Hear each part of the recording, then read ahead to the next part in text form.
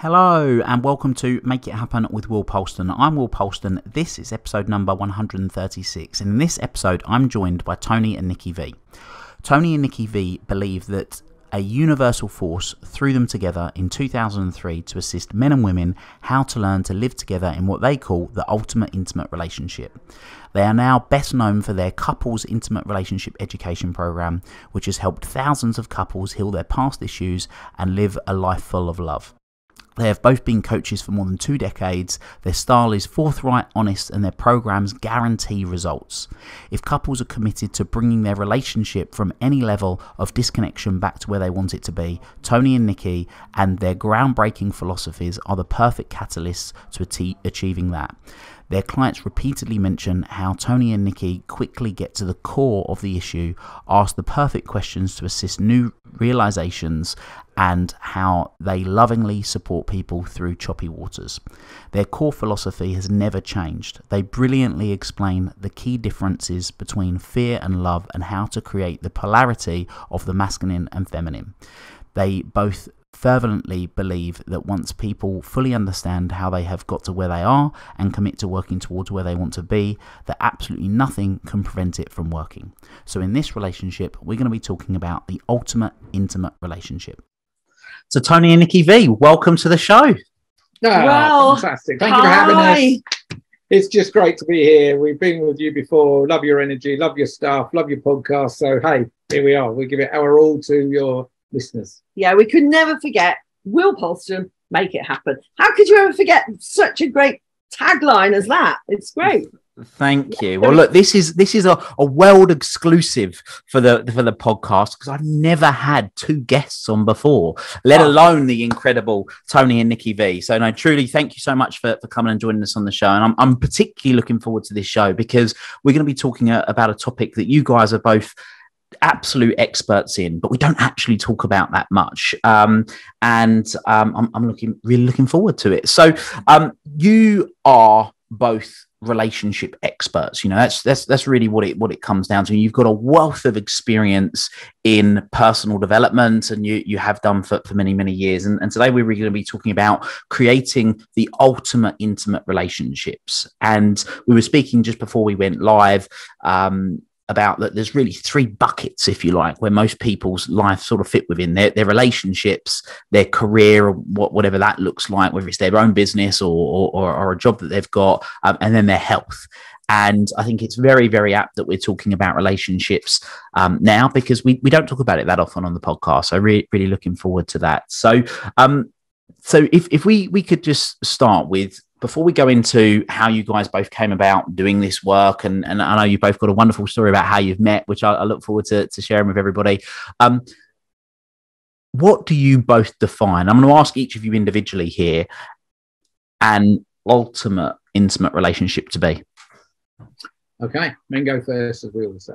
So I love the fact that we've gone for this, what we were saying, Neil Donald Walsh talks about the triple whammy. You know, when something goes wrong in your life, it's either your intimate relationship goes dodgy and then your energy goes down, or it's your money, career, whatever we want to call it, that goes dodgy, your energy goes down, or your health, of course, energy goes down. So these 3 things, incredibly, are not on the curriculum at school or university, really. They're definitely not. So if you think about these 3 fundamentals of having an amazing life, we're not taught anything about it. You know, we leave school, university, and we're just supposed to get on with it. You know, I always say they're busy teaching us, history and geography, which I actually, because I'm not great academic, I did get an O level in both of those subjects. But, other than history, I like a bit of history, I like a bit of geography. But has it helped me in my life? No. Have I had a disaster, relationship life? Absolutely. And I had no tools in my bucket at all, didn't know where to go, what to do. Similar with money. And obviously when it comes to relationships, we see that money is also one of the biggest challenges that causes conflict. So if there's a defining thing, which is the question, I think, there are 2 aspects really for me. One is we call it, and it sounds a bit esoteric, but it's basically your energy. Because you bring you and your energy, and we'll talk a bit more about what does energy mean. You bring that and whatever your past is, you bring that to this relationship.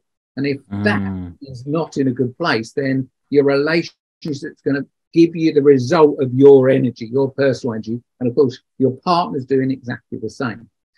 So I think that's number one. And number two is over the journey of humankind, I like to call it. It's not about making it right or wrong or good or bad, or, it's just a learning that actually the masculine and feminine element has drifted into a zone where it's become a real problem. So what we notice with all relationships that are not working is that both the two people involved, their energy is very low. So they operate in a certain way when their energy is low, and that disconnects them. But almost every one of them, their polarity, their masculine and feminine energy is completely out of kilter. So one of these can send your relationship into a dive. Both of them send them towards what we call the emergency zone, where they start to think about not being together. All right. Okay. Interesting. And for you, Nicki? Well, obviously all the above. I think the part that Tony said, which I want to elaborate on a little bit, is we see all the time. Well, actually, no, let me go back a bit. Tony mentioned that he had a history of, really bad relationships. And so did I. And so it's kind of ironic that we became relationship experts, but it's not when you know what happened before we got together, which is what we did as individuals. I always say, like me in Birmingham, Tony in London, we as individuals embarked on our own personal development journey, because life was, both of us have the same kind of background in the way that life financially was, we were doing great financially. I mean, I'm sure we were doing a lot of damage to our health, but, that's a separate subject. Not so separate, though, because we obviously, continued to get healthy and all that sort of thing, which is part of it. But what we did was work on ourselves to really, exactly what Tony's saying, take our energy from low, which mean that we were, what you put out, you get back, first sign of madness, keep doing the same thing and expect a different result. And so we learned a lot individually. And I can only speak for myself, but at that time, I was literally going, there is no way on earth in my mid-40s that I'm going to have that ultimate thing in life which I desired, which was to be in a fabulous, gorgeous, easygoing, intimate relationship with a fabulous person so that we have a great life together. I knew that was never going to happen until I got me into a better place. So as you know, Will, I've done a lot of personal development. So has Tony, it never ends. We're all a work in progress. We've been working on ourselves this morning, watching Gaia TV, to the esoteric stuff and everything. And so I believe that what Tony's saying very eloquently, I'm going to just put in a nutshell and go, if you don't bring the best version of yourself to a relationship, the likelihood is A, it's going to be problematical, but B, you are actually completely unknowingly going to attract somebody else who's not in the best version of themselves.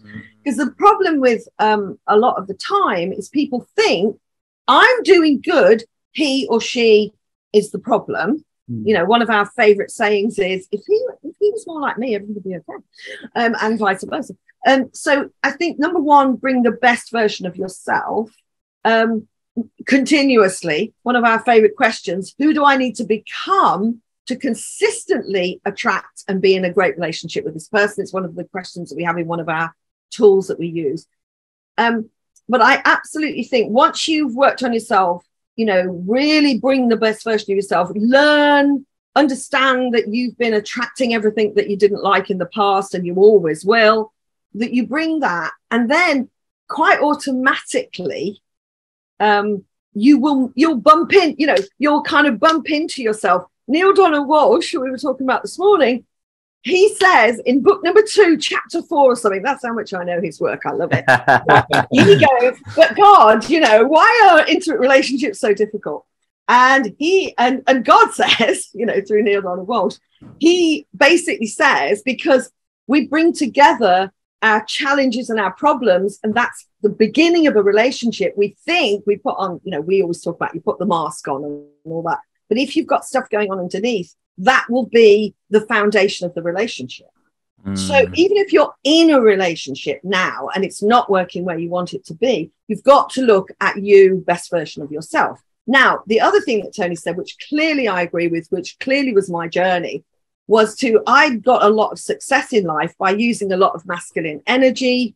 You know, as a single mom, you know, I was taught by my dad, you know, be fast and ahead of the game and, you know, independent, all those things that women get taught nowadays anyway. And I realized that I was never going to be in a healthy relationship, the ultimate intimate relationship, with a healthy masculine man as a feminine woman, unless I learned how to be my true feminine, my true essence, you know. And so the second thing, you know, that we always go, these are the two simple things. I've mentioned health, you know, energy, definitely. But the two main things is, you know, being, as I'm sure you know, we talk about, you know, are you in great energy? We've got words for that, which we'll go into, I'm sure, in a moment. But also to be in your core essence, because then everything in life works best.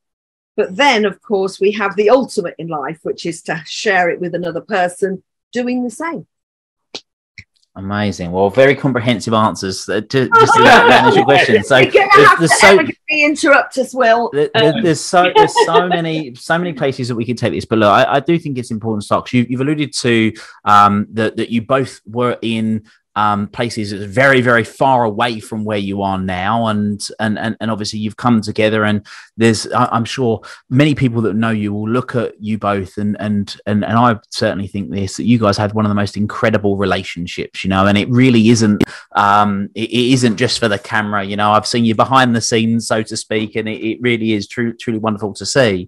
But you've also mentioned that you were both, so you'd had these experiences, and then both obviously decided to work quite heavily on yourselves, didn't you? And am I right in saying that you met via Tony, or was that? Yes, definitely. Right. Okay. Yeah. I mean. So yeah. I mean, should we just do? Do you want to do a short how we met? A short version of how? Because you guys aren't just coming at this as two people that sort of had a bit of a crap time, got into a good relationship, and then but become relationship experts. Absolutely. You've spent decades in the professional development industry working with the world leading authorities as trainers for him, and obviously you can explain who that is and what you guys both did for him, which I think you'd learn just a little bit, you know, in having a career doing that. So I think I'm going to share my own bit. I know what we often do, and I know we would say this, is we share a little bit about each other.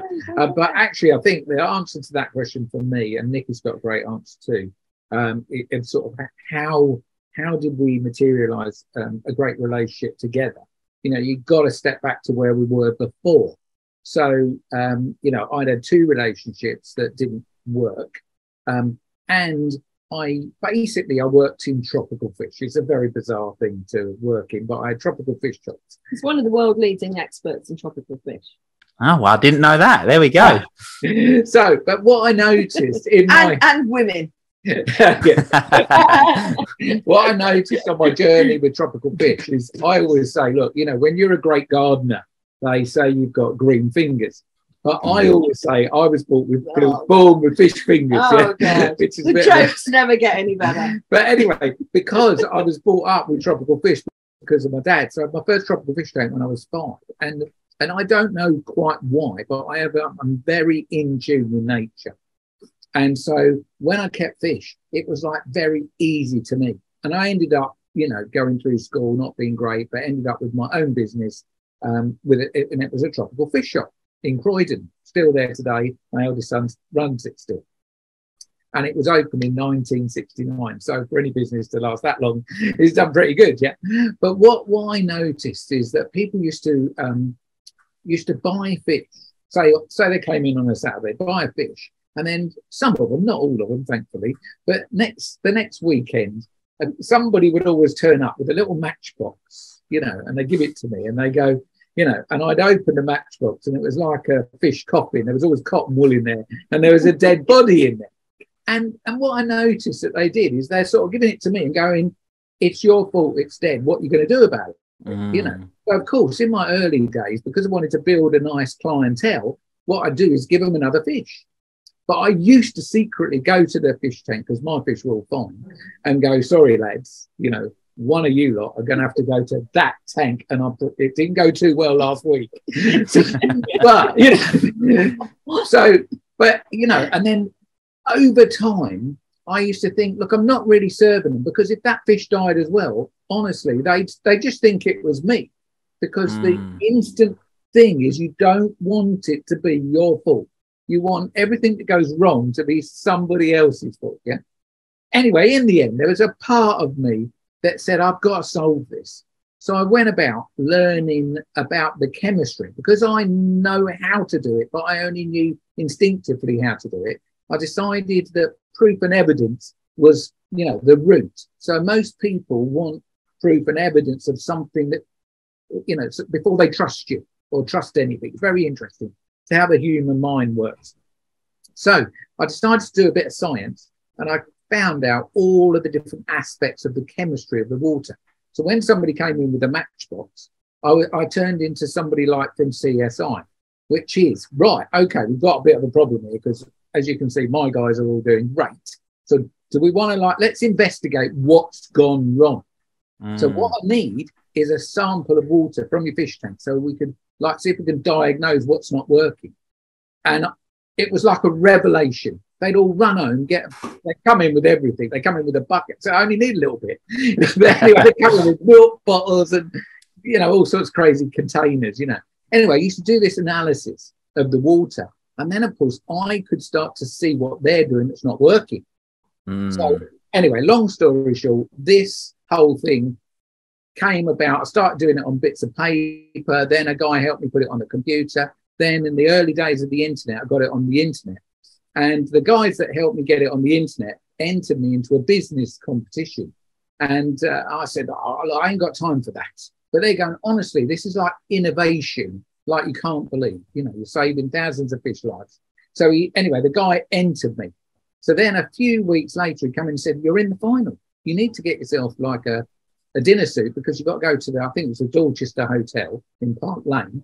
And, you know, you're in the final. So I get there and, you know, like in Croydon, we don't have dinner suits. I had to hire one, you know. So anyway, I go and I'm on this big round table right at the back of this huge room, you know, and Trevor McDonald was the presenter. And Bill Bailey, the comedian, no, he was the presenter and Trevor McDonald was giving the awards. Anyway, they'd been to my business and done all this filming of how I do all this on the internet. And it was a really great film. And then they read out in reverse order who'd won. And they've gone, so Sainsbury's has come third. Richard Branson's Virgin Atlantic has come second. And, you know, Tony from Croydon has come first. You know. Anyway, I had to go up and get the award. But there was the magic of all of this was that the three judges who were top business people in you know, British way of living, you know, they were British Telecom CEO, there was like British Gas CEO and someone from the Royal Bank of Scotland. So they invited me to lunch back in London. So I've gone to have lunch with them. And this is why I'm such a fan of personal development, because they asked me just one question that completely changed my life. And the question's a very simple one. It's not one we perhaps use in coaching. But they said, now you've won this award, what are you going to do next? And I'm going, wow, I wouldn't even thought of that question. And anyway, because I'm quite an intuitive, I actually went inside and thought, that's a really good question. So, and the answer that came out of my mouth, it's almost like, well, who's saying that? Because it didn't feel like it was me answering from my logic. Because I said, look, my truth is, I've been doing this for 30 years. I've saved thousands of fish lives. But actually, what I've noticed, if there's one lesson about this that's really very powerful, is that the fish are not the problem. The people are the problem. Like if I go around their house, I can see the way they keep their fish. You know that great saying, the way you do anything is the way you do everything. Well, of course, the way they keep the fish is the way they live. And so I go, look, I would like to help people the way I help fish, because I know they've got all sorts of problems. So I invented, so I gave my fish shop to my son. I gave it to two of them. One of them's got it now. The other one still works in fish. And I invented this thing, which I called the happy test, which was based around the fish test, which is to discover how happy you are. And this is what got me into personal development, because I thought, wow, you know what? I need to test myself first. So it was a series of questions, and it came to, you had a score out of 100, and I scored 54. So I thought that was a wake-up call to me, because I started to imagine what is in the 46% that's missing. And so I went on a bit of a journey of discovery of what is missing in my life. And of course, it's the things that we weren't taught at school. And I'm going, no, see, I've been trained to be a cog in the works of life, make a load of money, you know, get yourself a nice house, nice car, get yourself a family and a wife and all of that, and you'll be happy. But I'm going, well, I've done all that, but I'm 54% happy. And I then tested 150 people, 50 Americans, 50 Brits and 50 Germans. And the average score they got for my test was 55. So I thought, wow, this is incredible. You know, I'm 1% less happy than the rest of them all. But actually, that's what got me into personal development. And a woman came into my life who ended up giving me a book, which, you know, it's like somebody gives you a book, tend to put it on the bookshelf. But I actually did one day read a bit of the book. And then she said, you want to go to a seminar? And that's how I got into Tony Robbins. And then Tony Robbins started to make so much sense to me. It was like the missing education, which is why today we sort of call our program the Couples Intimate Relationship Education Program. It's the education you never had. I got that education starting with Tony Robbins, and then, you know, had many mentors, as we all do, you know, going through our journey as it is. But without that experience, I don't think I'd be here today. You know what? It's so interesting, isn't it? I mean, I find it fascinating how people end up on the journey that they do. And I know we're both big fans of synchronicity. You know, there are no coincidences, and how things end up happening in the way that they do. But like you say, from that sort of humble beginning of 5 years old, being given your first marine fish tanks, then knowing 30 years later that one of the tools that you learn along that way would be a tool that you would then use to enable you to embark on this journey is fascinating. And I think that those metrics are very key. And I'm really saying, so then you obviously delved into that. And then, because I know, Nicky, you were a trainer with Tony, but were you a trainer as well, Tony? Yes, I know you've been around the work a long time. It is complicated. But he was. Yes. Anyway, let me take up from there, because I think that's actually a really good place because that leads us into how we got together, because we never decided to share about relationships. It happened synchronistically to us. My much different story, but similar, of course, is that, you know, as I said before, I'm doing very, very well in company, on top of a public company, and I've got a great home and sports car and everything you think will make you happy. Exactly. And then my motivation, which is very fascinating, is something that we believe, which is, you know, maybe a bit on the contentious side, is everything that Tony's just said is very typical of a man, because a man will think about the whole of his life, but a lot of it will be about his purpose. And so what Tony did from transferring from tropical fish to people was he went, that's the purpose of my life, is to assist people. And this is how I'm going to do it. I'm going to get my, you know, blah, blah, blah, which he'll tell you about. What we understand is that in the intimate relationship part of life is far more, I want to use the word important. Anybody that's listening to here, don't jump at me because I'm saying it. It's a belief of mine that a woman is more focused, if you want to use that word, on the intimate relationship than the man. There'll be lots of women going, yes, I'm the one that's focused on the relationship. He doesn't. But in a healthy way, it's still healthy for, like, we work with couples at the moment. And when we do their visioning of the future, we actually ask the question, you know, what's your vision for the whole of your life, man? and what's the vision for the whole of your relationship life for women. And some of the women asked me the question, well, you know, what about my business? What about, I think, say, yes, absolutely, you're going to vision your business and your, you know, your work and your career. But with a woman, it has to integrate fully into her life. Otherwise, an intimate relationship will just get on the periphery and it won't work. So my motivation for getting into personal development was the pain of separation from an intimate relationship and realizing that I was the problem. Because before that, I always thought they're the problem. I'm just with the wrong man. So there was a series of men and marriages and stuff like that, until I went, this pain of being alone is my issue. And that's why I keep getting into relationships which aren't the ultimate, right? I know all women know that they go into relationships that are not what they really want. They all know. We all know it. Little voice, ignore it. Ignored it many, many times. So my motivation, even remember the moment I decided, it's like incredible. It's that moment in time where you go, I've had enough of this pain. I'm clearly the problem. We call it the common denominator. And I need to sort this out, right? And then, of course, the universe, as soon as you made the decision, the universe conspires. So I was human resources director of a public company. I was teaching and doing a 2-day course on psychometric testing and different personality types, which is one of my things that I love to share with couples and with people.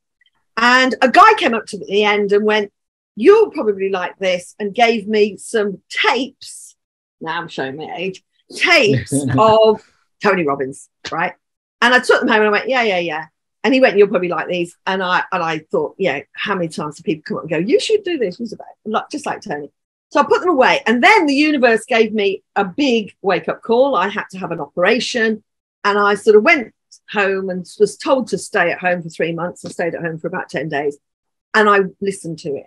And like Tony, it was like a light bulb going on. Next thing I know, somebody's offering me to go to an event. So I started my journey with Tony as a participant, then a crew member, then, you know, you always, teach what you have to learn. So if you become a crew member, then I became a coach and became a trainer. In actual fact, I became a trainer just after I met you. But the journey with Tony just got me to, I mean, I'll be honest, you know, my first thing was the same as Tony as well, but we were slightly different years, was like, you know, I literally gave up alcohol, coffee, meat, dairy, bread, and I gave up all that and ran. And apart from slipping back many times, as you can imagine, in the last, because this was 95, so I'm like 27 years ago I did this. I literally know I can't play the ignorance card. I know that if my body is not where it needs to be, that my energy won't be where it needs to be. So it was a lot about health. But I remember being in my job and knowing that I needed to live it. And, you know, one of my favorite quotes of Tony Robbins, and I promise I will only do one, is, you know, I sat with him with about 25 of us and we're just chilling after an event. And he sat and he went, yeah, you see, this is so great. He said, because they come to the first event and I teach them a load of stuff, but really I'm just teaching them how to get into a good state. That's it. And then he said, they come back and they do a load of I teach them a load of other stuff.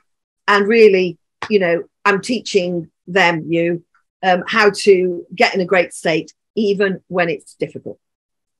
And then he says, then you come back as coaches and trainers and crew and all that. And he said, I'll teach you a whole bunch of other stuff. He said, but really, I'm teaching you how to live it consistently. And so I was on that journey. And I probably, if I'd have done the happy test, which obviously a little bit of wheel of life type stuff, you know, if I'd done the happy test, I would have been the same at that moment. I would have gone, I'm half happy. I've got everything I want, but is, you know, like many, many people, is this all there is? So I then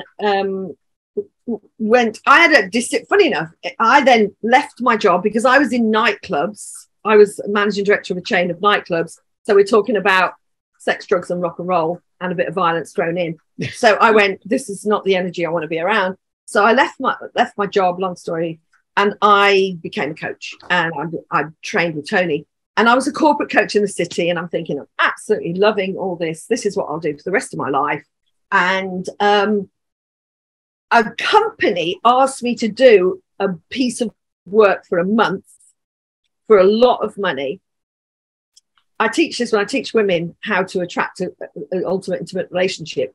I had the option of staying in London for a month, being paid a whole bunch of money to do something, or to go and be a trainer on a personal development event where I'm not being paid. I'm paying for my flight, I'm paying for my hotel, with a lady called Brandon Bays. Well, I'm sure you know of Brandon. So my mentors were Tony Robbins and Brandon Bays, which is kind of like personal development, spiritual development, all rolled into one. And when I made the decision to go and work Brandon's event, I then went to China to see my best friend who lived there at the time, and we did a load of personal. Which she did all the Robbins events with me and all the Brandon Base. She lives in Sydney now, but we're on a similar path. And then I went to Kuala Lumpur, and I'd met this guy at the London Yes Group, which is a Robbins team, and I was the head of crew in the London Yes Group. And I met this guy by accident. Somebody introduced me to this guy, and he said, we got chatting, and I said, oh, I'm going to Kuala Lumpur to work on the Tony Robbins event. And he said, oh, I'm going there to work on the Tony Robbins event. And so we decided to go together. Well, we decided I was in China and he was in London, Croydon, of course. And we decided to go together. And I, as you can hear, have no filter for what comes out of here. So I said, why don't we share a room? Right. And he went, great idea. So I said, well, it'll be cheaper and we'll have a nice room. So I booked this room in the Palace of the Golden Horses, which was the event hotel where Tony was staying and all that kind of stuff. And I go off to China, and I come into Kuala Lumpur, and on my phone, it's like, I'm here to meet you. And I don't know who's here to meet me. I think it's Robbins Research, don't remember, send me a taxi, So like, and literally Tony came to meet me at the airport, and I said, well, how did you know what flight I was on? He's gone, I've been waiting 4 hours. I've had 2 flights in from China, but you're on the 3rd one. And in that moment, I remember thinking, why can't I meet a guy like this? Like, he's just like fabulous. We get to the hotel, he's cancelled the room that I booked, and booked a suite, and he's gone, look, and he basically took care of me for the whole weekend, and we had this incredible time working on this event. And literally, very long story, which I'm not going to show. We did a fire walk together, like everything was just super, super. I'm still saying, why can't I meet a man like this? My girlfriends are saying, well, what, you seem to be spending a lot of time with this Tony V from London. I'm going like, yeah, but he's not my type. Because I was used to the corporate type, He's in shorts now. Like when he was, he lives in shorts with bare feet, like, or a yoga outfit or crazy stuff. And anyway, so he kissed me and told me we'd get married. And so we did a month later. But the interesting thing about that really for me was that I had stopped thinking about my own safety through getting my own money, decided to like trust that the universe would take care of me. I mean, I could go on forever. Yeah, and the irony is that obviously she could have been in London doing this great job, getting a load of money, but the synchronistic thing was that it brought us all together to that catalytic moment. That's why I love the catalytic moment thing. There are these moments where your life gets to like a T-junction, and you can either go left or right. Oh, and the most catalytic moment, you just reminded me, was that Tony tells me about his happy test. Oh, yeah. And says I was about 55. And I'm thinking to myself, well, I was probably about 55 or whatever it was. So we are then, because we're both running every day, we're both rebounding, we're eating healthy, we're both vegan, we're both, right? As Chris Rock says, you have to be the same. Do you know Chris Rock? We love Chris Rock. I mean, he's the comedian, yeah. And he goes, a born-again Christian cannot be with a crackhead. you know, a crackhead has to be with a crackhead and a born again Christian has to be born. So we were on the same page. So we're running. Well, we stopped running because it was 110 degrees Fahrenheit or whatever. And Tony asks me the questions of the happy test, and I score 88 out of 100. And I it's go, one of the highest scores I've ever had. The highest score I ever got was 92, some German guy. I had to go and meet him to find out why he scored 92, because look, the averages, no one much ever scores 88, to be fair. Yeah. It's very good. Actually, we have a, not that we want to complicate it, but Tony has a little movement called the 10-10 movement, and it's got a test on there, actually. Yeah, and it's about to see where you are. Finding out where you are. Anyway, so I then say, what's your score? And he goes, do you know what? I've been so busy doing it for other people, I haven't done mine. So he told me what the questions were. I asked him the question. We totted it up, and he scored 88. Wow. Now, we weren't together at that time, so we're a bit like, well, that's a bit weird. Yeah. And then everybody keeps saying to us, are you two together? And we're going, no, are we? I don't know. And anyway, that was 19 years ago in September. And basically, cut a very long story short, the first thing that happened was, do you know Judy May Murphy? I do know of. Yeah. Have you had her on? She's amazing. So she came to our wedding, and as did we. Booked our wedding, gave everybody about 10 days notice. Loads of Robbins people came, flew from all over the world. Our families and friends were all going, oh, I can't do then. It's not enough notice. So it was full of Robbins people and other, other personal development people. And Judy May Murphy phoned me up about a month after our wedding and said, will you come and speak at the Dublin Yes Group kind of thing? And I said, what do you want me to speak about? What coaching tool, I don't know, NLP, whatever. And she went, no, I want you and Tony to come and talk about your relationship. So we got on a plane, went to Dublin, and on the plane, we've literally, not that we smoked, we've got a fag packet and a pen and gone, well, what are we going to talk about in 4 hours? Yeah. And we said the two things which we've already spoken about. And, getting you in great energy, being the best version of yourself is the sort of now term for it. And all about being in your core masculine or feminine energy. And we also added on often about your health and about being in good energy because of what you put past your lips. And we were supposed to do 4 hours. The hotel chucked us out the room, so we carried on in our suite and finished at midnight. People going, well, how can we get more? That's how we got started. Yeah. Wow. What a journey, guys. What a journey. There's so many parts I want to pick apart, really, but there's one thing that stands out that I'm going to go straight into. Now, most people that listen to this at some point have heard opposites attract, right? And one of the things that you just both said that was really interesting was about actually you were very similar, right? You were very similar. You talk about energy, and one of the things that I've said, as we all have had relationship stuff, but one of the things that become really evident to me is that quite often when people are single, particularly if they've been single for a long period of time and they're unhappy, or they keep attracting, let's say, partners that they don't really want to be with, it's because they're not really loving themselves or being loving to themselves. And you've just said sort of health, energy, all doing all the right things, everything from a fundamental health perspective. But at what point, I mean, first of all, is it a myth? Is it opposites attract? Yeah. So, well, yes and no. Yes and no. So if you take like the first half, which is like what we call it the red and the green, which is just a Tony and Nicky-ism, really. So red energy being a low, negative, emotional state. So, for example, at our events, I often go, so pop your hand up here, anyone that knows anybody that's ever worried about anything. So, of course, nobody puts their hand up, but they all sort of chuckle. I was like, do you know that person well? So then I asked her, how many people do you think, there's 8 billion people on the planet right now, how many do you think are worrying like now? And of course, it's like huge numbers, isn't it? It's huge numbers. And then we get sort of deteriorate. Worry's just a negative emotion.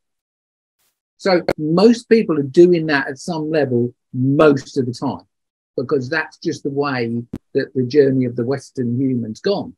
But then if you think like there's anxiety, there's frustration, there's anger, there's depression, 20% roughly, it's actually 18, I think, of people in the UK are on an antidepressant, prescribed antidepressant.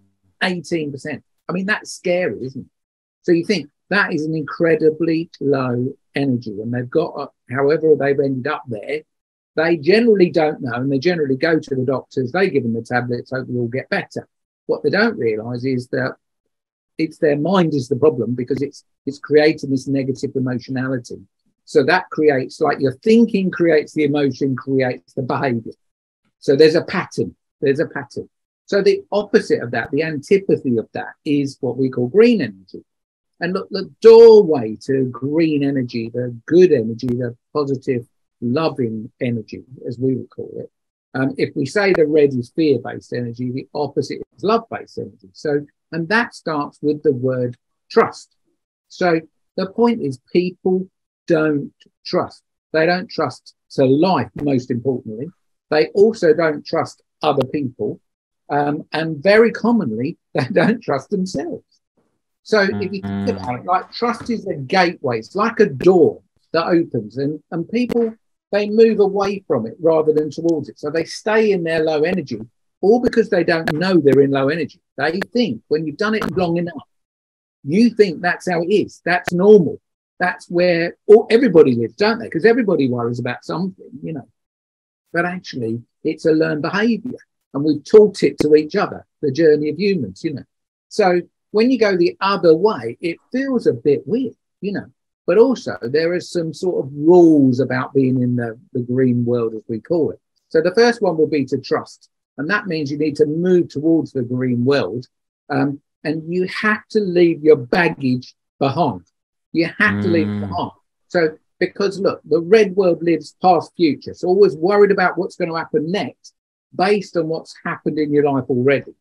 The green world works where you're living in the moment. Like I often say to people, so in this moment, are you in any danger? Well, no. Right. So let's, like, imagine being, like, having that as your constant thought. Everything's perfect. Everything's great. You know, we're very, actually, I mean, living where we live, we're very blessed, aren't we? But what we do is we get into the red world. And don't forget, society, you know, the television, it's all negative, mostly negative anyway. Highest percentage, it's got to be negative. The musicals, the papers, our conversations, you know, we're all stuck in this whirlwind of red, when the green is the antipathy. So, but you can't go into the green world and take your baggage with you. You have to put it down.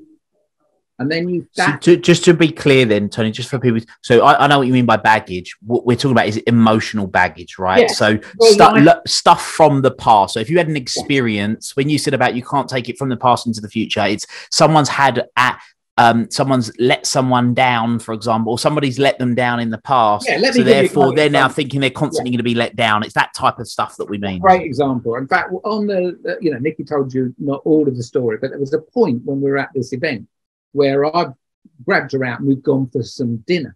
And I said to Nicki, so what do you want for the future? And she said to me these amazing words, yeah? She says, well, it's September 2003.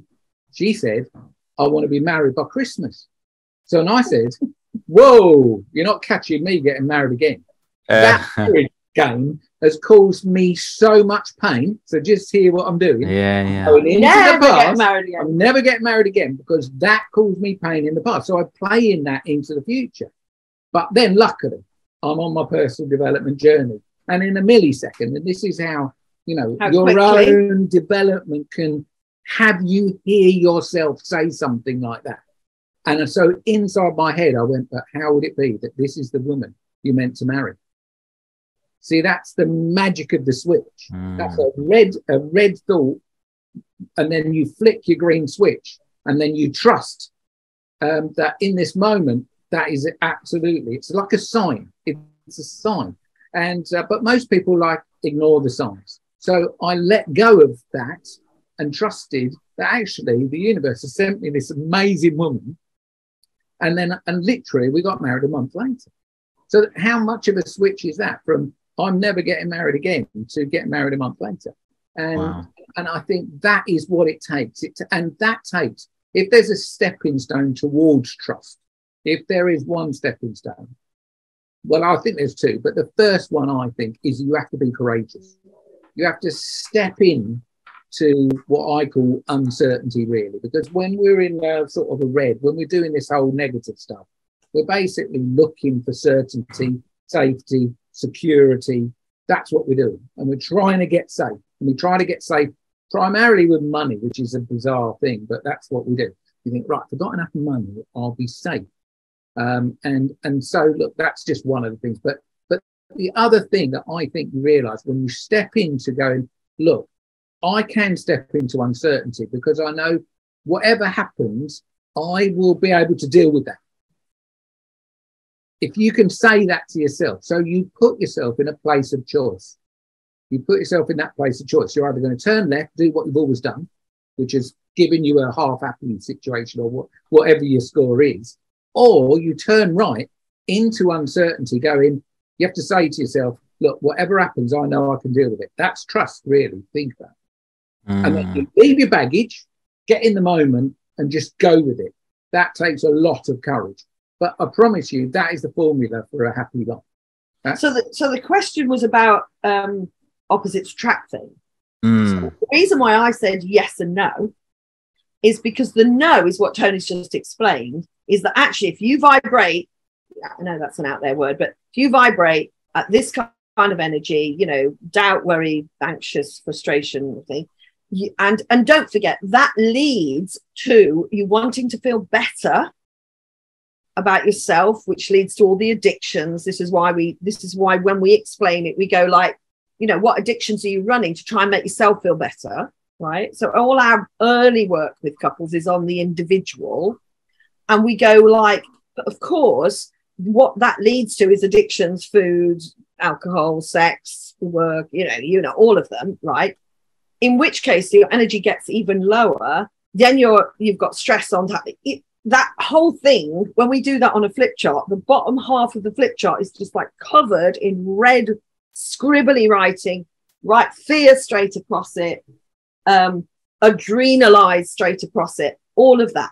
Now that is where you attract what you put out there. Almost always will. This is so incredible. When we have a couple and we do like our first session with them, we get out of them what's your challenges, you know, and we always draw a heart actually, and we get the guy goes first, so we use a blue pen and we write all these problems, you know, and I'm asking them, Nicky's asking what's your challenge, what's the difficulty, but one of the things we ask them is what's the negative emotion, you know, when you're in this difficult place, what emotions are present in your body, you know, what behaviors does that lead to? They're great coaching questions. And then we get the woman to do it, and you can almost see, well, like we can see that basically they're the same. Okay. They can't. So they're opposite in the sense that they're the opposite sex. So they've attracted someone of the opposite sex. Yeah, let me come. But they've attracted someone of the same energy. They'll almost always use at least one of the same words. So that's why that's the that you attract the same.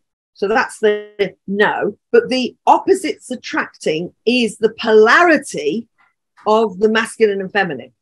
So that's where opposites attract is a great phrase, because it's like when you're in polarity and you've got masculine healthy energy and feminine healthy energy, they are completely, you know, opposite in polarity. And Tony uses a great analogy of the batteries. Yeah, so if you look at like a Duracell batteries, you know, there are other batteries available. But if you use a Duracell battery, you know, you've got a copper-coloured top and a black bit. So, you know, if you've got a torch and it takes two batteries, then there are actually 4 ways that you can put the battery into the torch. But actually, there's only one way that you can put them in that it works. And what that means, what you have to do is put, you know, the copper-coloured plus down the bottom and the copper-coloured plus at the top. And then when you put those in, that is that opposites that create the electricity to make the light go on. It's the same in a relationship. The challenge with relationships, and this is why we always say, all that's happening here is, firstly, you're in the red, you're in negative emotional energy, which leads you to, you know, blame each other and being, low energy with each other. So you've got bad behavior between each other. But then you've got your batteries in the wrong way round. I mean, every relationship we ever see, they've got the batteries in the wrong way round. And what you notice is that there's a gap grows between them. So because actually, if you think of magnets as well, when you're at school, you know, you do the poles that are opposites attract, but when you switch them around, they repel each other. So when you've got it round the wrong way, so this is what we see. The number one thing we see with the polarity is that men, through the journey of Western humans, have become more feminine, and women have become more masculine. So it's like, as an individual, that's the most common. As an individual, I noticed that I ran a way more feminine pattern in my old life, which didn't work. And Nicki noticed that she ran a more masculine. So when you put those batteries in the torch the wrong way around, there's no spark. And that's why a relationship, you can force it together because you can put them in, it just doesn't really work. And that's where Nicki said, you know, in your head, this isn't a good idea.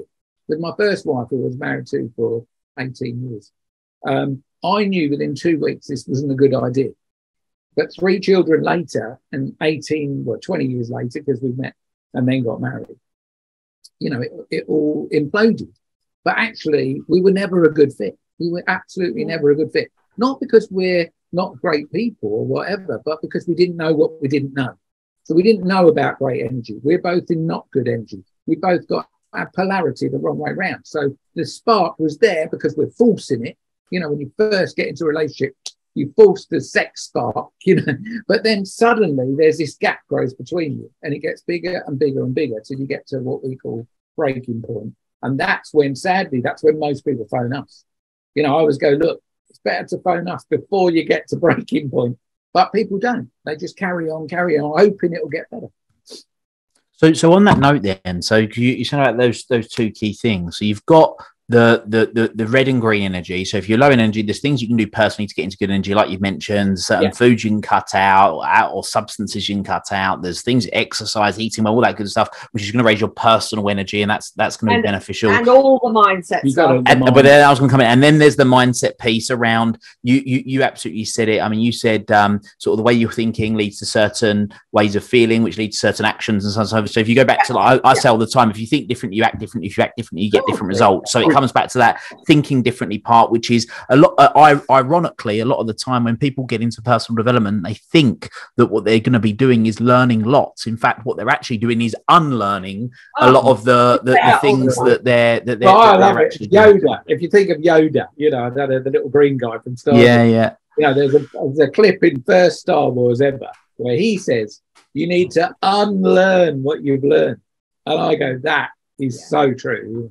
Exactly what you said. So there's the getting your energy, then there's the unlearning, as we put it, the mindset work in that instance, and then you said about the masculine and feminine. So if someone right now, let's say they've done the mindset work and they've done the energy work, but then there's this piece that they've done or not done that's meaning that, for example, the man is a little too much in his feminine energy and the female is too much in her masculine energy. What are some things that practical things that people right now could do, or maybe they would know about as a way of identifying of if they're in too sort of out of energy, if you know what I mean? Yeah. I'll do the first bit before you do. Okay, so I've got another loop and I just wanted to So I close. think the first thing, Will, is there is no doing to be done. Yeah. There is no doing to be done, because the very first step is awareness that you're in that position. That you're doing it. Now, the second step, so imagine it was like 110 meters hurdles. The awareness is the first step. Once you become aware. So, and I honestly remember being in a seminar where masculine and feminine was introduced to me. A lot of this comes from David Dader's work, which he wrote a book called The Way of the Superior Man, meaning really the way of the spiritual man, but it's a good starting book for men. But anyway, as this was introduced to me and I'm sitting in the audience and I start to hear this, I was physically felt not good. And I got up and I walked out.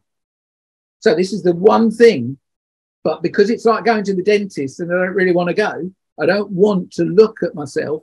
I definitely don't want to think that I'm feminine. And I could see that coming. Could feel it coming. Like a denial almost. Yeah, there's something about it. Well, look, your egoic part, the red part of you, doesn't want to be wrong. I'm 47 years old, sitting there going, shit, what does this mean about me if I've got this wrong? So I got up and walked out. Now, luckily, a woman who remains unknown to me, maybe one day I'll find her, because she managed to get me to sit back down. She asked me, maybe this is the very thing that you came to see. So let's get you back in the room. She literally almost dragged me. And honestly, that was another catalytic moment for me, because I faced my demons and accepted that actually, and I understood why as well, because often when you don't understand the why, so I'm awakening or becoming aware of the fact that I'm more feminine than masculine, but I understood the why, and that made it okay. So then I was able to learn what I needed to do. So awareness was my first step, and I ran away from that to start with. But the second hurdle, which I think is the difficult one, which is her getting me back into the room, is accepting that you are doing it, accepting it. You're doing it to you. Nobody's come and injected you or done anything to you. You've just inadvertently learned to live life this way. And that's okay. But you have to accept that you're sort of responsible for it. Now, once you get over that hurdle, then the third hurdle, you can start to make new, more powerful decisions because you've got that knowledge. So it's knowledge first, really. It's information first. But information, as you know, will, without any action, is complete waste of time. So knowledge alone, a waste of time. You've got to then take action.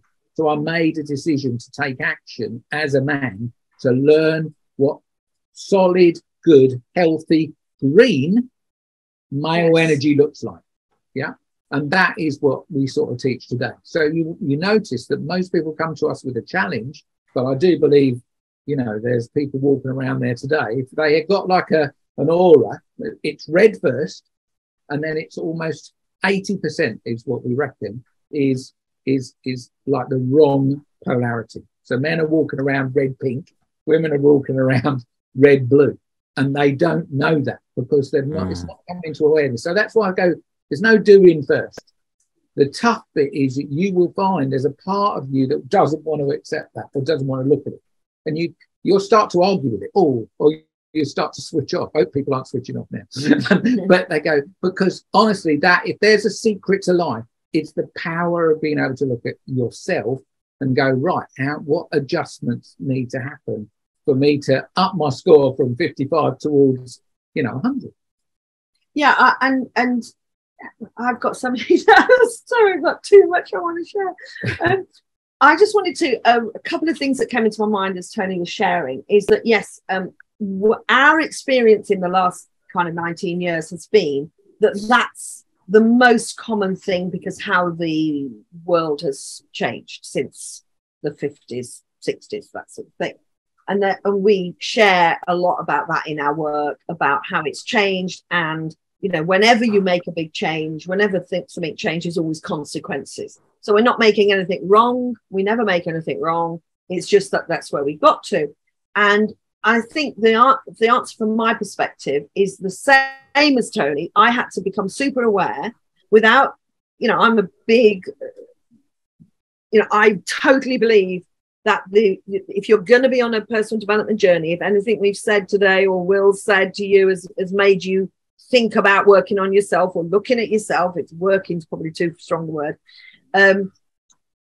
it is to make it so that you're not beating yourself up, so that you are, overused term coming up, loving yourself, even though you can look at yourself, accept yourself and not beat yourself up. So I found it quite easy to recognize that I had lived a very, very masculine life because I understood why.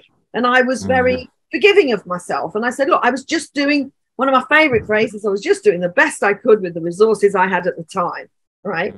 And so I was learning about being loving myself. And when I say that Tony Robbins and Brandon Bays were my mentors, so were Louise Hay, any other person you can think of who talks about being loving to yourself. So when I realized that a lot of all my relationship issues have come from me being very masculine. And by the way, I have not in the 19 years ever met a woman who's as masculine as I was. I mean, I'm going to swear now. I'm fucking managing director of a chain of nightclubs. I've got 18 men report to me.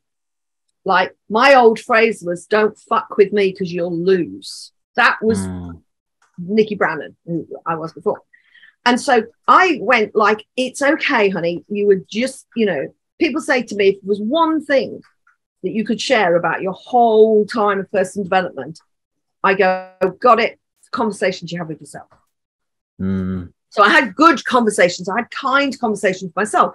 And so therefore I said, I know I am a woman. I am feminine.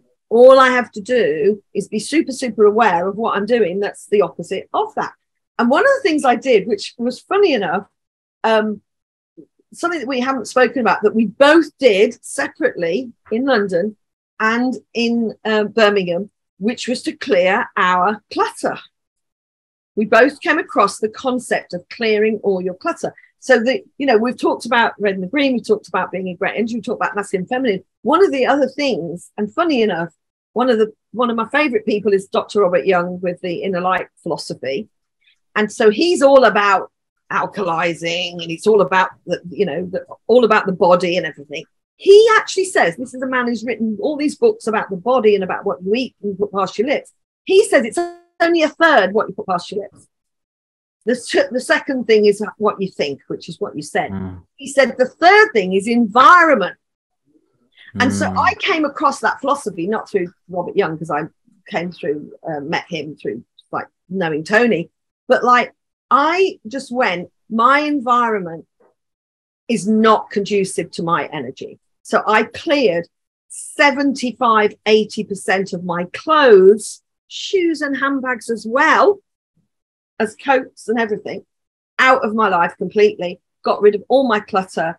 In fact, I actually went a bit further, which I'm an extreme person. I sold my house. I sold all the furniture. I packed up my few bits and said, put them in the loft. They're still in the loft at this house that I bought as an investment, which we're living in now. I put them in the loft and I put ship to New York on there because I wanted to go and live in New York. And I was just going to move to America when I met Tony. So, and then I moved to Faversham and anyway, Kent. Anyway, but I sold my house. I sold my furniture. I got rid of all my clutter. I got rid of all things out of my life that I didn't want. And then I met someone, like we said earlier, who'd done the same. Yeah, the funny thing is that I had a lady come to help me. I had just heard of this concept completely separately. So I said to this woman, would you come and help me? Well, she was like brutal. And I did not realise how attached I was to clothes I haven't wore for years. Yeah. I had like about 50 ties. I never wear a tie. But she took it out and she said, so you're allowed one or two of these. And then I said, well, I don't really wear a tie. And she got a black bin liner and just put them all in the black bin liner. And the attachment was incredible. Amazing. The things, the episode that came out before this one, two before this one, was with Helen Sanderson, who wrote a book called The Secret Life of Clutter. So if people haven't listened to it, go back and she's a psychologist, and so she really goes into the deep element of the attachment. So you're exactly right. It's very, very. I'm hoping, because I'm only an amateur in terms of my philosophy on clutter, I'm hoping I'm in line with her in the way that I think doing that was actually much more about being feminine than I thought at the time. I thought it was just an energy thing. But you see, when I realized the emotion behind it, having stuff was my way of getting safe. So I'm getting my own safety. It's like accumulating money as a woman is the amount of women I say, so, you know, I want to go and, I don't know, travel all over the world, but I can't, I couldn't sell my house and everything. Why not? Well, I'll need it. Well, what are you assuming? We actually had a woman come to one of our events once who said, I need to earn 356,000 a year. And we went, how come? She said, well, because I'm single at the moment, and I need a certain amount of money to pay for my home and my car and my thing. She said, but I know I'll meet somewhere, but he'll probably be hopeless. Women listening will be going, oh yeah, I've had that thought. He'll probably be hopeless. So I'll have to pay for everything. Then we'll have children.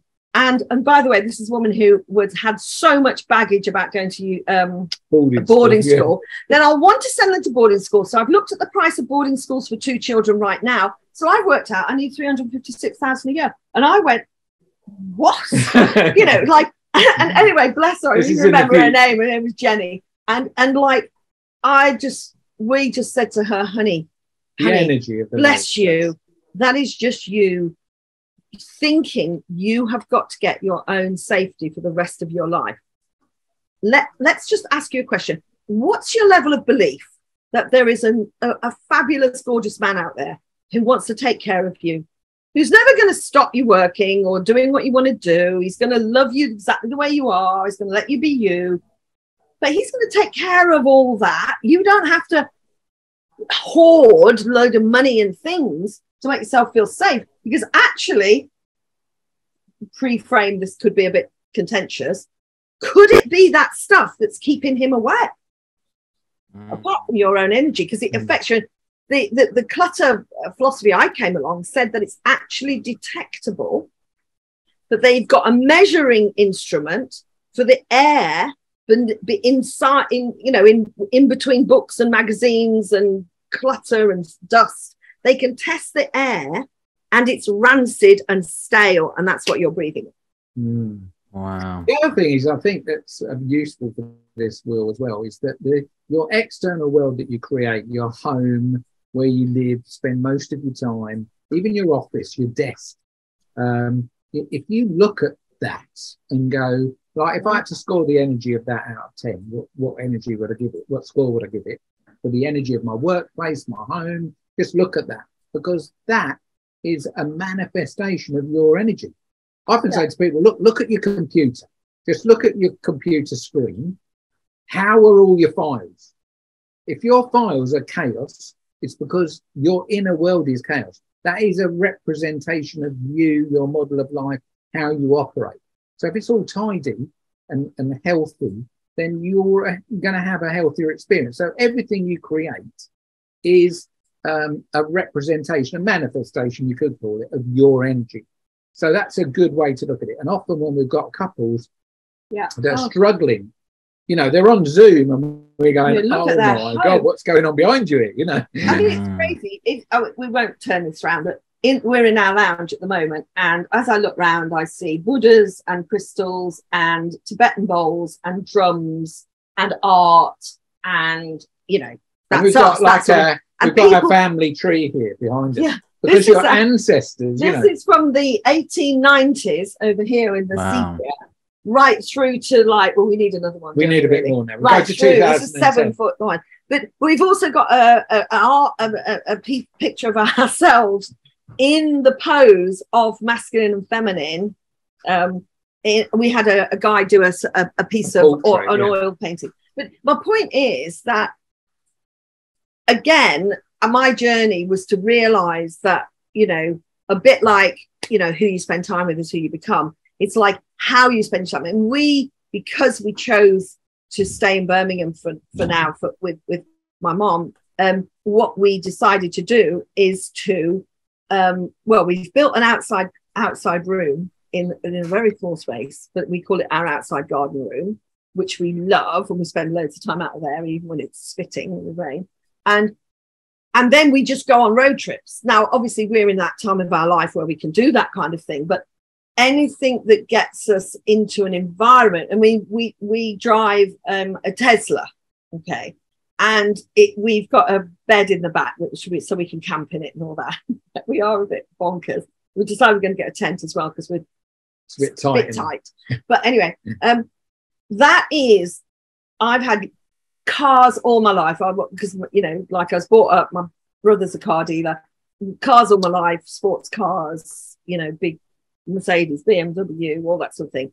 This car is the best car I've ever sat in. We've had it 3.5 years. Every single moment I'm in that car, when I get into it, I go, you could not improve on that environment. It's just, it's the most beautiful environment, and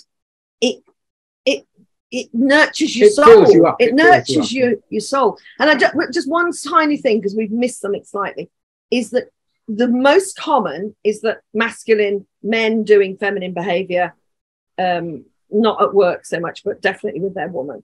Women doing masculine behavior all the time, quite frankly. Women are not capable of switching it on and switching it off, which is why I disagree with that philosophy that says I have to be masculine at work and everything. I'm a living, example that that's not possible. That's not necessary. But there is another dysfunctional thing that happens in relationships where the man goes what we call beyond healthy masculine into macho behavior, and the woman goes into victim behavior, like a passive aggressive, like very weak like behavior. This is very dysfunctional. It leads to a lot of very, very bad, unnecessarily unhealthy behavior. And the biggest thing we see, which is now we've been doing this a long time, is that the children that are brought up in that energy are not only replicating the poor environment, the poor thinking, the poor eating, and all that. They replicate that kind of unhealthy relationship in their own relationships.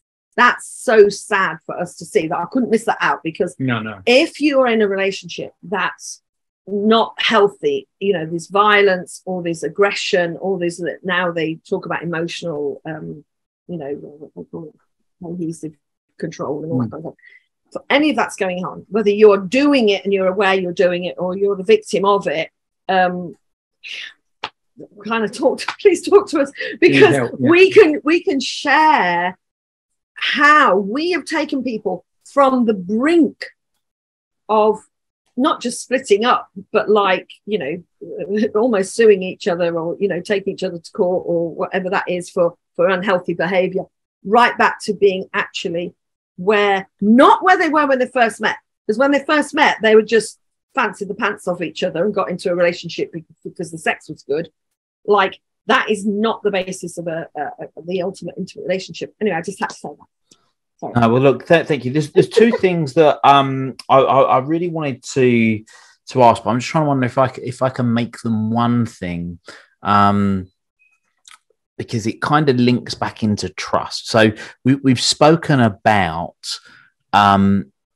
sort of if people aren't in relationship, what they can do to get into relationships. We've spoken about the masculine and the feminine. We've spoken about the green light or the green energy and the red energy, and then there are lots of relationships which start off good, as you kind of mentioned.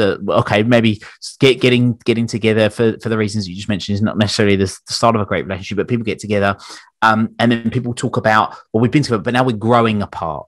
Yes. Right now, my question was going to be around, at what point do people know whether let's call it the interference? So I talk a lot, and I'm interested to know if you guys agree, is that a negative emotion is typically a signal to think or act differently, so that negative emotion can be a case of, actually, no, I need to start thinking, I need a different mindset around this situation, or it's actually, maybe I need to be doing something, like you said, like, I'm the common denominator here, maybe I need to start changing, that's that element.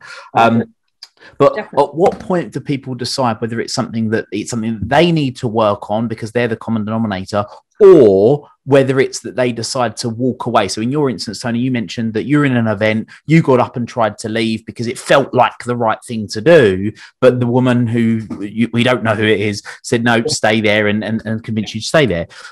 In a relationship, at what point do people know whether actually the healthy and right thing for them to do is walk away, and at what point do they decide, no, I need to work on this? And that's a big question, but I thought it was an important one to ask. It is a great question, because we wrote a little, one of those lead magnetic freebie things, we called it the love zones, and it's basically going inside, and people do this just as I asked the question. So when you think of your relationship right now, on a scale of 0 to 10, 10 being it's amazing, it's the best it could be, and 0 is you've either ready to leave, you've got your bag packed, or you've left but you're not sure whether the relationship's over. What number jumps out at you, 0 to 10? Now, obviously, we ask every couple that ever comes towards us that question. So one of the things that I learned many things in my personal development journey, as you have and Nicki has, one of the things, the standout things to me, is that if you score 7 or less, 7 is like a crap number. It's a really bad number, because the problem is there's not enough pain. It is a pain and pleasure thing, really. There's not enough pain to get you to do something, but the gap's already quite big. So we call this, if you score sort of 5, 6 or 7, we call it okay land. I'm in okay land. So the problem is that we do nothing in okay land. That's the problem. Now, and it just gets worse. When you do nothing and carry on doing the same, this gap, we call it, in many ways, what starts to happen, instead of being a couple, you start to live separate lives. So, the guy has his interests and, does his thing, and she does her thing. This can include everything from the way you do your social life, money in the house, all aspects of your life, you start doing separate. So what you're doing is you're sharing a house, basically. The two people sharing a house in a relationship that's got this gap between it. So, of course, intimacy is not good in that gap generally either. It's like the men, because they're generally in the red and they're stressed, they want more sex. But often the woman doesn't. She's not interested in sex. So this then, boom, now we've got another little gap. So it's like a deteriorating gap, and it goes down. And when you get into that can often happen when the couple have children as well. Yes, most of the time for them to be a part, so for lots of reasons. When intimacy goes, the gap gets bigger. So you've given it a score, and then ask yourself, well, what's my score of intimacy? 10 is it's the best it can be, it's brilliant, and 0 is, well, actually it never happens. Or if it happens, it's like, you'll hear people talk about, we argue and then we have great sex kind of thing. This is all way down in the red. So then you come down to what, and it's about getting, basically. Yeah. It's about, I'll have my orgasm, you have yours, and then we're done. But if you score like a 3 or a 4, so most people that ultimately come to us score 4 or less, because the okay zone don't put their hand up and go, we need some help. But that's the time. If you've scored pain's not bad 6 enough. or 7, I promise you now's the best time, because it's not going to get better. If you started off at an 8, 9 or 10 and you were up, we've deteriorated to a 5, 6 or 7, you need to do something now, because it was not going to get better. The gap is going to get bigger. So then people come to us with a 3 or a 4. So we call this the danger zone.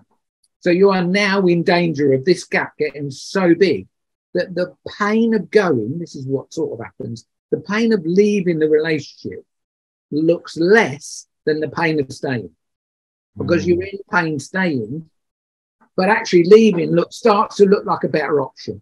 So this is a time where women definitely create what we call a plan B. They start to have an escape route out of this relationship. Men tend to just bury their head in work or, football or whatever their distraction is. Could be going to the pub, could be anything like that. But generally we'll have addictions and we'll feed our addictions rather than come together. And the last thing people do is talk about it. So that's the very thing they want to do. They need to do the opposite of what they're doing, which is to start to go, we need to do something about this and get some help. But people don't ask for help. So in answer to your question as well, at that time, exactly, and just moving on from what Tony's saying, he said, so if they're in 0 to 4, that's where they're likely to be in the danger zone or emergency zone, which is even lower. They're thinking about a solution being leaving. And this is where we have to work really hard to get them to look at themselves, because the most natural thing to do is to say it's them. Yeah. So whenever we talk to anybody in a relationship, we always hear them say, the way that we say it is, if they were more like me, everything would be all right. But when we do the heart, what Tony was telling you about, the majority of the thing they say is a problem, 99% of that is about the other person. Or they're willing to say they do something, like they get angry, but they'll say it's because yeah. So what we do is, first of all, we work really hard to help them look at themselves, because we go, look, the reason to look at yourself, and this is really important, the reason to look at yourself when you're in that low thinking about leaving is because the likelihood, until you recognize how you've got yourself or your you've got yourself into a situation where your relationship is at this point where you're thinking about leaving, unless you learn how that's come about, the likelihood is you'll do it again. Which is why the stats are, in the UK, 50% roughly of marriages fail in divorce. 75% of marriages, second marriages fail. And 85% of third marriages fail. Wow, I didn't know that. And that's because they go, he or she is not for me, I'll find somebody else. But they take themselves, without learning how to be better in a relationship, into the next one. So we work hard to say, look, we're not telling you not to leave, because they're very adamant that they think that's the only solution. We go, look at yourself, see how you can work on yourself to be in better energy, all the things we've already talked about. The challenge is, though, that there's a massive resistance. So just like I got out the chair to walk away from looking at myself, you can see people physically going, look, well, when you don't understand, they go, you don't understand, it's him or her. And then they give you a list of things that they do. Yeah. And so they're really saying to us, well, look, when they phone up, Will, they never, ever talk about themselves. They never phone up and go, look, our relationship's not going well. And I realise. And I'm the cause, they're not. So what we do is we encourage them to learn about themselves. Of course, we encourage them to have their partner be with us as well, but that's not always possible. Sometimes their partner are very resistant because they feel blamed, right? So we have lots of tools and techniques to help them get themselves in a better place. And then we have to work on their belief that if they get themselves in a better place, they will actually have a better experience of their partner. But it takes time. So we always call this the V relationship coach, the V relationship strategy, which is the first thing is like at the top of the V, you're like separate. You're so separate. But basically the secret is to learn about yourself first. So you have to put some attention. So that's where we start. We will start right, look. But of course, we've got to deal with that resistance. And when they're at a 3 or a 4, they're definitely thinking the other person's the problem. They don't want, because of the resistance, it to be their fault. But we actually have to find that way of opening them up, going, look, just do this, this, this, and this. Learn this, have this experience. And then suddenly, then you can start to learn about each other. Because once you understand yourself, you immediately start to understand the other person. And then that'll bring you back together. So it's pretty, it works almost. Well, it works with about 90% of people. The people it doesn't work, we can't change their resistance. That's it. Amazing. Well, look, guys, thank you so much for taking the time out today to come and share your I mean, we could literally spend all afternoon being sat here sharing about relationships. I know you guys could talk about it all day. If people have been thinking, do you know what, this really resonates with me, I need to find out more. How can people get more Tony and Nicky V? Yeah, so look, honestly, Will, there's a couple of things that jump out to me. Firstly, if you do that scoring thing and you find yourself at a 5, 6 or 7, don't put it in the bin. Don't just go, I'll be fine. Take the warning and go, yeah, look, let's get something from Tony and Nicky. So you can go to our website, tonyandnickyv.com. Which we'll put in the show notes so people can go and access that. And if you go to the store, we've got a load of things in there that can help you. Loads of things that are no cost at all. They're all like the love zones, for example. Read the love zones, you'll go, wow, okay. And then it tells you, depending on where you are, it tells you what you can do to help. So if you're a 5, 6 or 7, it tells you what to do. If you're a 3 or a 4, it tells you what to do. If you're a 1 or a 2, which loads of people, that breaking point, they're ready to leave, then there's loads of things you can do. We've got 2 trainings on there. One is, which we know is the very big thing that, comes is, we keep arguing. So how do you deal with, an argument? Yeah. Well, the second one is, how do you rebuild trust when somebody in the one partner has done something which has been a red line for the other partner, which is why they normally are in this 0 to 4. So there's 2 trainings on there. And the other thing they can do, Will, which is to this is why I say, look, your first step is to step into some uncertainty and turn your courage dial up and book a session. So there's a button on our website because, look, it's £75 to have a session with us 2. Yeah, we'll do your heart and you'll start to get the first inclination that this is solvable. This is not unsolvable. And in that time, we'll normally it takes about an hour. But as you say, we can go on a bit longer. Sometimes it's an hour and a half. We've done 2 hours.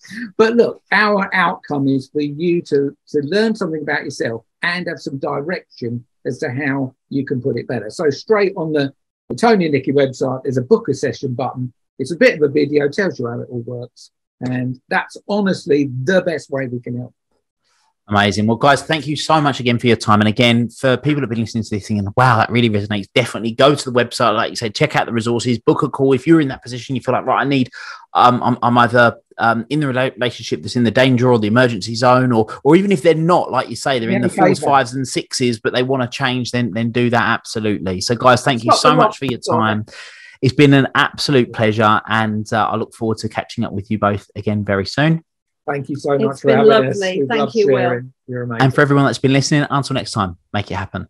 Thank you for listening to this episode of the Make It Happen with Will Polston podcast. Make sure you join Will's free Facebook group, the Make It Happen community. Please support the show by subscribing on iTunes, Spotify, Stitcher, SoundCloud or Google Play. Share this episode with at least one friend you think would benefit from it, and give Will a 5-star review wherever you download your podcasts. Until next time, make it happen.